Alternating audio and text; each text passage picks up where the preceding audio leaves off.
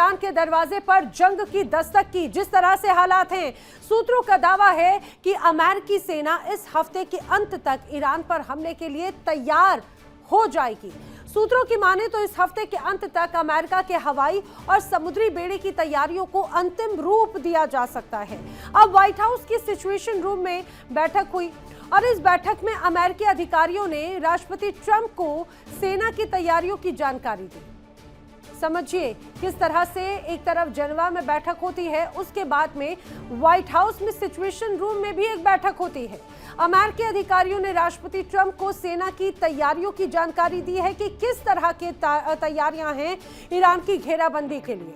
हालांकि राष्ट्रपति ट्रंप ने अभी तक हमले के अंतिम फैसले को लेकर कोई निर्णय नहीं लिया है।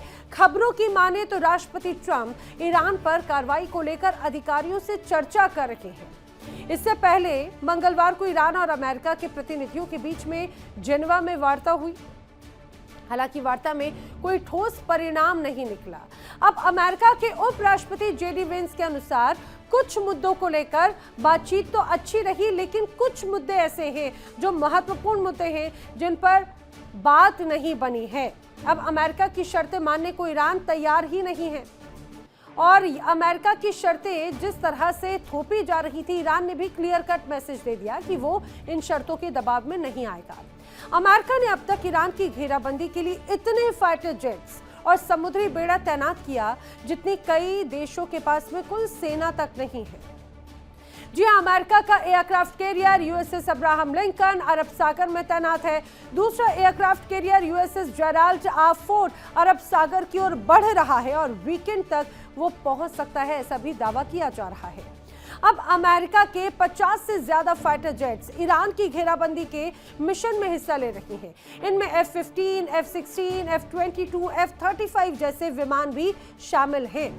इनके अलावा B-2 bombers, early warning plane और रिफ्यूलिंग टैंकर्स भी पूरी तरह से अलर्ट मोड पर हैं। उधर ईरान ने भी तैयारियां पूरी कर रखी हैं, ऐसा दावा किया जाता है। दरअसल ईरान अमेरिका को लगातार धमकियों की कहा जाए कि जो जवाब है धमकियों के माध्यम से ही दे रहा है, धमकियों की भाषा में ही एक तरह से समझा रहा है।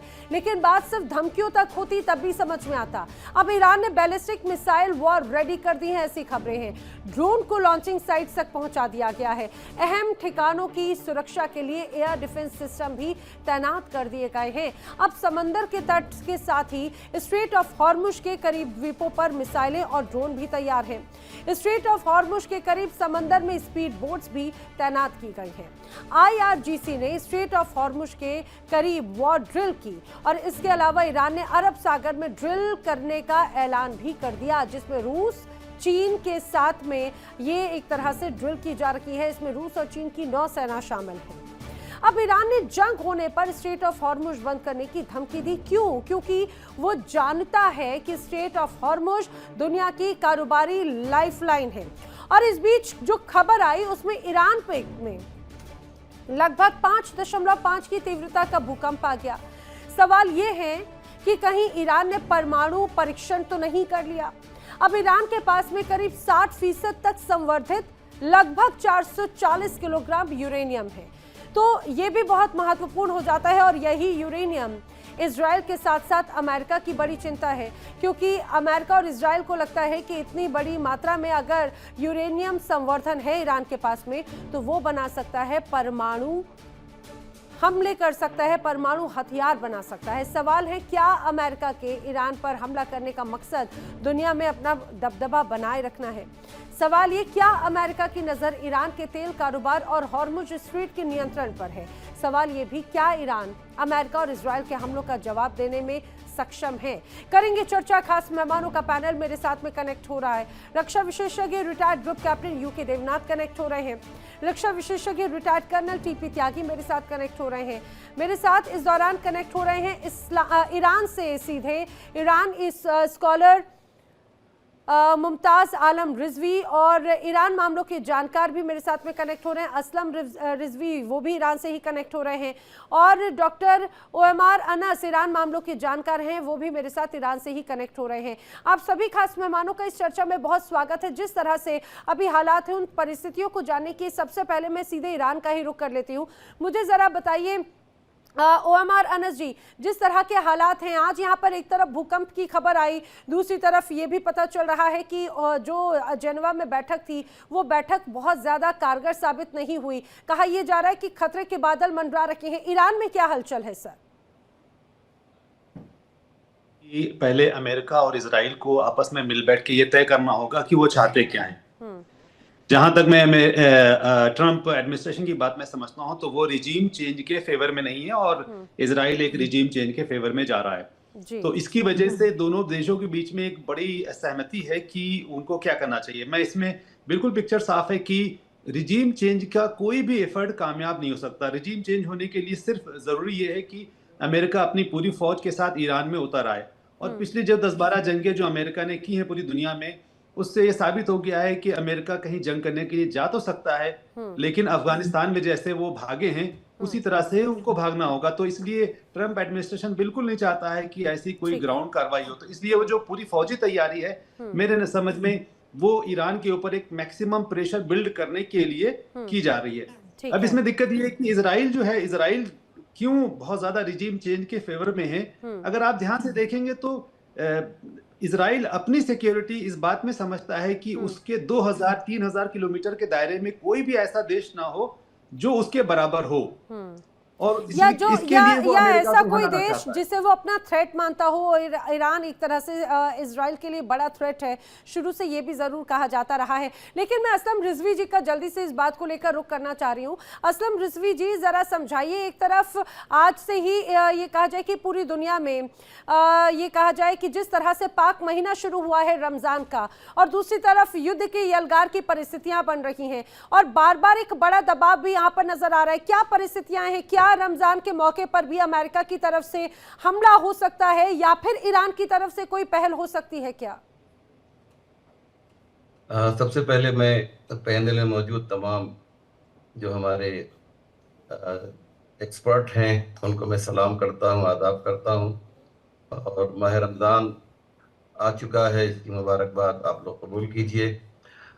सबसे इम्पोर्टेंट और अहम बात वो ये है कि अमेरिका की कोशिश ये कोई आज नई कोशिश नहीं है, बल्कि 11 फरवरी 1979 में जब आयतुल्लाह रूहुल्लाह अल-मूसवी इमाम खुमैनी की इक़्तिदा में जो क्रांति और इनकलाब आया था, उसी के बाद से अमेरिका ने ये समझ लिया था कि अगर मिडल ईस्ट में कोई मुल्क हमारे लिए नुकसानदेह बनेगा, जो हमारी साख के लिए खतरा बनेगा, तो वो ईरान बनेगा।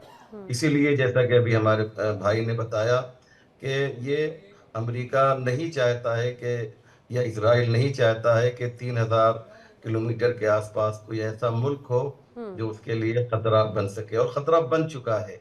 एक जमाना था कि लोग इजराइल को ये कहते थे कि इजराइल खुद के मारता है, अगर कोई एक पत्थर भी इजराइल को मारता है तो वो उसका नामो निशान मिटा देता है। लेकिन आपने देखा कि जो 12 दिन की जंग थी उसमें इजराइल की क्या हालत ईरान ने की, और वो ख्याल, वो बातें, वो तस्वुर जो लोगों के दिमाग में था, ये इजराइल को कोई शिकस्त नहीं दे सकता है, अनबीटेबल है इजराइल। ईरान ने ये बता दिया कि वो अनबीटेबल नहीं है। इसलिए इस वक्त जो जैसा कि रजीम चेंज होने की बात हो रही है, मैं आपके तमाम पैनल के सामने पूरे एतमाद और विश्वास और भरोसे के साथ ये कह सकता हूँ कि ईरान में 90% लोग आयतुल्लाह खामेनी के चाहने वाले हैं, 10% हैं जो वाकई ईरान के मुखालिफ हैं और आयतुल्लाह खामेनी के। इसलिए 10% कुछ करने वाले नहीं है। अभी आपने देखा 11 फरवरी को जो ईरान में, ईरान की हिमायत में, इनकलाब की हिमायत में जो प्रोटेस्ट हुआ, उसमें कई मिलियंस लोगों ने मार्च किया और अपने सुप्रीम लीडर का साथ दिया। तो रजीम तो चेंज नहीं हो सकती है, हाँ जंग के जरिए से ईरान को हराने की कोशिश की जा सकती है, लेकिन ये भी मुमकिन इसलिए नहीं है कि अमेरिका रहने वाला कहीं और का है और ईरान के इलाके में आया है। तो ईरान को एक एडवांटेज ये भी मिला है कि हुर्मुज में के पास ईरान की जो तैयारी है, वो इतनी खतरनाक तैयारी ईरान ने कर रखी है कि अमेरिका क्या, कई मुल्क मिलकर भी अगर उससे हराना चाहें तो नहीं हरा सकते हैं। इसलिए 3000 मिसाइल बैलिस्टिक मिसाइल और तमाम मिसाइलें जो हैं इस वक्त ठीक है। तैयार हैं, जो कभी भी ईरान अगर हमला होता है ईरान पर लेकिन तो देखिए, जवाब आप देना भले अभी हमले के बड़े स्तर पर तैयारियां तो हैं, लेकिन जिस रिजीम चेंज की बात आपने कही, 10% जो लोग आपने कहा कि हो सकता है आयतुल्लाह अली खामनेई के जो विरोधी हैं, उन 10% लोगों ने ही सड़कों पर उतरकर पूरी दुनिया का ध्यान अपनी ओर आकर्षित किया और बड़े स्तर पर एक हिंसक तस्वीरें नजर आई थी। शायद उसी का ही फायदा ये कहा जाए कि पश्चिमी देश उठाते हुए नजर भी आ रखे हैं। कर्नल टीपी त्यागी, एक तरफ जेनेवा में जब बातचीत हुई तो वो बातचीत पहले तो ऐसा लग रहा था कि ये भी एक अपने आप में सिर्फ रस्म अदायगी है। अगर आज जो हालात हैं ये कोई शॉकिंग हालात नहीं है, बहुत चौंकाने वाली परिस्थितियां नहीं है, क्योंकि इन हालातों के लिए, इन तस्वीरों के लिए आप में या तमाम पूरी दुनिया के अलग अलग लोग पहले से ही ये कहा जाए उम्मीद लगाए बैठे थे कि शायद यही होगा। बट सबसे महत्वपूर्ण बात की हमला करने की बात है, दबाव बनाने की। ओमर अनस जो है उन्होंने कहा कि अमेरिका सिर्फ हमला नहीं बल्कि दबाव बनाना चाहता है। तो क्या दबाव बनाने के लिए उसने अपनी इतनी बड़ी सैन्य ताकत को ईरान के इर्द गिर्द तैनात करके रखा है? इतनी बड़ी सैन्य ताकत की कई दुनिया के ऐसे हिस्से हैं उनकी इतनी बड़ी सेना भी नहीं होगी जितनी यहाँ पर तैनाती अमेरिका ने कर रखी है। जी, कल को क्या होगा ये तो कोई नहीं जानता, लेकिन जो इस समय आसार है वो सीधे सीधे युद्ध के हैं। अमेरिका ने जो तैयारी की है वो ऐसी तैयारी है जैसी सेकेंड वर्ल्ड वॉर के बाद आज तक नहीं की। मिडिल ईस्ट में सबसे बड़ी तैयारी है। देखिए, आप बता रही हैं कि उन्होंने 50 कॉम्बैट एयरक्राफ्ट परसों भेजे, आज उन्होंने 25 रिफ्यूलर भेजे।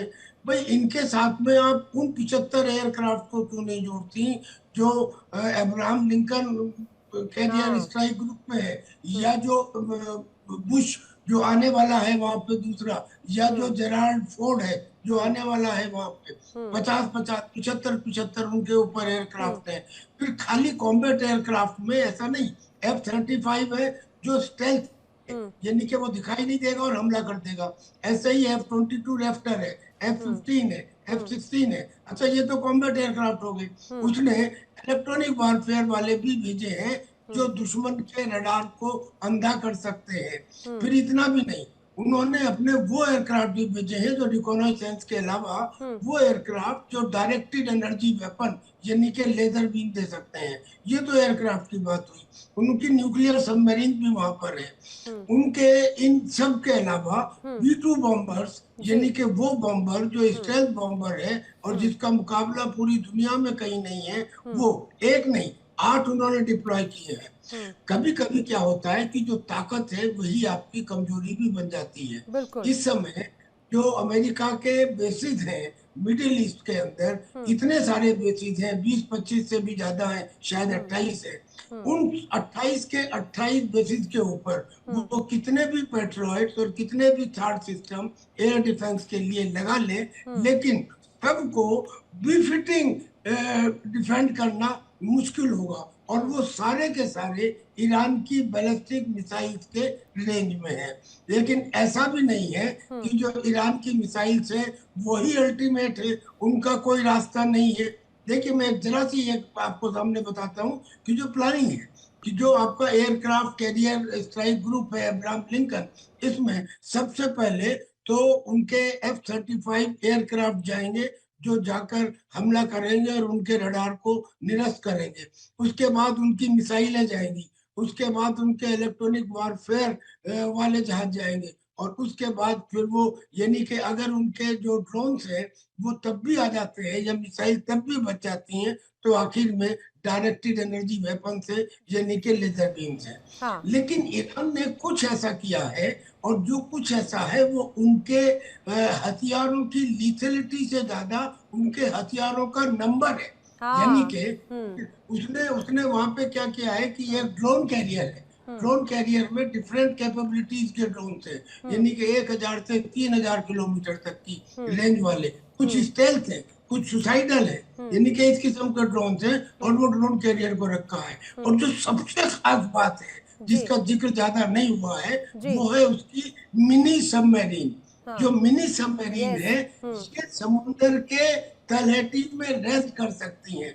और सर शायद यही वजह है कि जिसका जिक्र आयतुल्लाह अली खामनेई भी कर रहे थे। उन्होंने कहा कि आपने जो युद्धपोत यहाँ तैनात कर रखे हैं, हमारे पास में भी इतने घातक हथियार हैं जो उन बड़े बड़े युद्धपोतों को धराशायी कर सकते हैं। मैं आगे बढ़ूं टीपी त्यागी जी का या फिर यहाँ पर मुमताज भी मेरे साथ में, उनका रुख करूं, लेकिन उसके पहले उमैयार, आपने एक बात यहाँ पर दोहराई थी। आपने कहा था कि जिस तरह से जो अभी हालात हैं, अमेरिका की रणनीति सिर्फ दबाव बनाने वाली है, वो हमला नहीं करेगा। लेकिन अंदर खाने कई ऐसी भी बड़ी खबरें सामने आई कि तारीख तय कर चुका है अमेरिका। 22 फरवरी को बड़ा हमला किया जा सकता है और 22 के पहले तक तैयारियां इस रूप में नजर आ रही हैं। आपको क्यों ऐसा लग रहा है कि हमला नहीं करना चाहेगा अमेरिका? देखिए, लिमिटेड हमले होंगे, लेकिन मैं जो आपको कहना चाह रहा था कि रिजीम चेंज की नियत से कोई कार्रवाई ट्रंप एडमिनिस्ट्रेशन करने के लिए तैयार नहीं है। रिजीम चेंज के लिए जैसा कि मैंने कहा कि उनको ग्राउंड में आना ही होगा। ग्राउंड में आए बगैर वहां रिजीम चेंज नहीं हो सकता। अफगानिस्तान हमने देखा है, अमेरिका की और पूरी नेटो अलायंस की सबसे ज्यादा ताकत वहां पर झोंकी गई थी और 20-25 साल के अंदर क्या जिल्लत के साथ वहां से वो निकले हैं, पूरी दुनिया ने वो फोटो देखे। तो ईरान में ये जरूर है कि वहां पर एयर स्ट्राइक्स होंगी, लेकिन हमें सबको पता है और यहाँ पर मुझसे भी ज्यादा सारे मिलिट्री एक्सपर्ट्स मौजूद हैं और वो इस बात को जानते हैं कि सिर्फ एयर स्ट्राइक से रिजीम चेंज नहीं होगी। तो मैंने ये कहा। दूसरी बात ये है कि ईरान के पास भी जो ताकत है, जिस तरह के हथियार हैं, उससे ये सभी को पता है कि अगर ईरान जंग जीत नहीं सकता तो ईरान अमेरिका को जंग जीतने भी नहीं देगा और इसका जो नुकसान है वो एक ऐसे गेम की तरफ बढ़ जाएगा जिसको हम लोग चेस के उसमें कहते हैं कि गेम फंस गया जो, तो वो उसमें इजराइल का भी बहुत नुकसान होगा और उसमें जो अमेरिका के जो सबसे करीब अलाइज हैं, उसमें सऊदी अरेबिया है, उसमें यूएई है, उसमें टर्की है, उसमें दूसरे कंट्रीज हैं, उनका भी बहुत नुकसान होगा। तो इस वजह से जितने भी अलाइज है वो ये नहीं चाहते कि ईरान पर ऐसा कोई बहुत बड़ा हमला हो जिसमें खुद उनके घर उसमें आग की जद में आ जाए। देखिए इंडिया डेली 24/7 अब आपके स्मार्ट टीवी पर। इंडिया डेली मौजूद है सभी डिजिटल प्लेटफॉर्म पर लाइव और लगातार। इंडिया डेली 24/7 हर दिन राष्ट्र को समर्पित।